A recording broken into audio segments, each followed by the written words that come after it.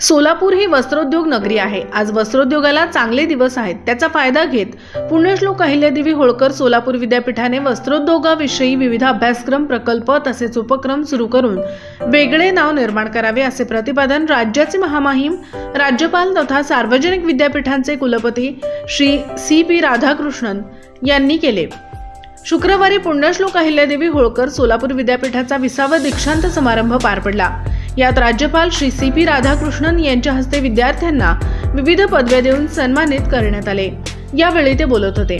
यावेळी व्यासपीठावर institute of chemical technology मुंबईचे कुलपती पद्मभूषण प्राध्यापक जे.बी. जोशी, विद्यापीठाचे कुलगुरू प्राध्यापक डॉक्टर प्रकाश महानवर, जिल्हाधिकारी श्री कुमार आशीर्वाद, कुलगुरू प्राध्यापक लक्ष्मीकांत दामा, कुलसचिव योगिनी घारे, परीक्षा व मूल्यमापन मंडळाचे संचालक डॉक्टर श्रीकांत अंधारे यांच्यासह व्यवस्थापन परिषद सदस्य आणि विविध शाखेच्या अधिष्ठाता यांची प्रमुख उपस्थिती होती। यावेळी एकूण 15,291 विद्यार्थ्यांना पदवी प्रदान करण्यात आली। 71 संशोधक विद्यार्थ्यांना PhD पदवी तर 57 विद्यार्थ्यांना सुवर्ण पदके देऊन सन्मानित करण्यात आले। प्रारंभी दीक्षांत मिरवणूक निघाली। यामध्ये अधिष्ठाता, व्यवस्थापन परिषद, विद्या परिषद, अधिसभा सदस्य आणि पदवी घेणारे विद्यार्थी दीक्षांतचा 12 बंदी पोशाख परिधान करून सहभागी झाले होते।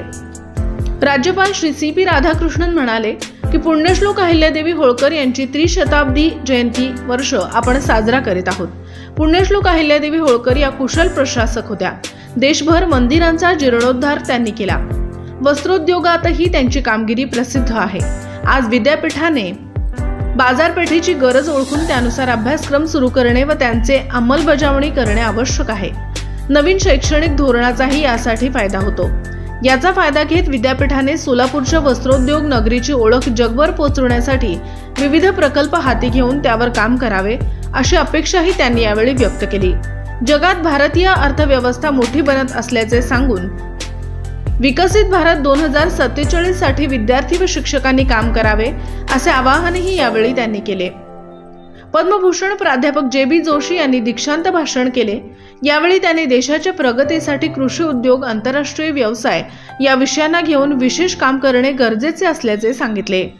विज्ञान व तंत्रज्ञानाच्या युगात विद्यार्थ्यांना संशोधनाला महत्त्व देऊन आपले वेगळेपणा सिद्ध करावे। नाशवंत झालेल्या फळापासून इथेनॉल निर्मिती होते असे काही वेगळे संशोधन व व्यवसाय विद्यार्थ्यांनी उभे करून प्रगती साधावी असे आवाहन देखील त्यांनी यावेळी केले। कुलगुरू प्राध्यापक डॉक्टर प्रकाश महानवर यांनी विद्यापीठाच्या विकासाचा आढावा सादर केला। यावेळी त्यांनी राज्य सरकारकडे सादर केलेल्या विविध प्रस्तावांची तसेच विद्यापीठात सुरू असलेल्या अध्यासन केंद्रांची माहिती दिली। पंतप्रधान उच्चस्तर शिक्षा अभियान यातून मंजूर झालेल्या 100 कोटी निधीमधून विविध विकास कामे होणार असल्याचेही त्यांनी यावेळी सांगितले। तसेच पुण्यश्लोक अहिल्यादेवी होळकर यांची त्रिशताब्दी जयंती वर्षानिमित्त विद्यापीठाच्या 482 एकर परिसरात निर्माण होत असलेल्या पुण्यश्लोक अहिल्यादेवी होळकर यांच्या स्मारक अनावरणाचे निमंत्रण पंतप्रधान श्री नरेंद्र मोदी यांना देण्यासंदर्भात राज्यपाल महोदयांना विनंती केली। या कार्यक्रमाचे सूत्रसंचालन डॉक्टर दीपक ननवरे व डॉक्टर तेजस्विनी कांबळे यांनी केले, तर आभार कुलसचिव योगिनी घारे यांनी मानले।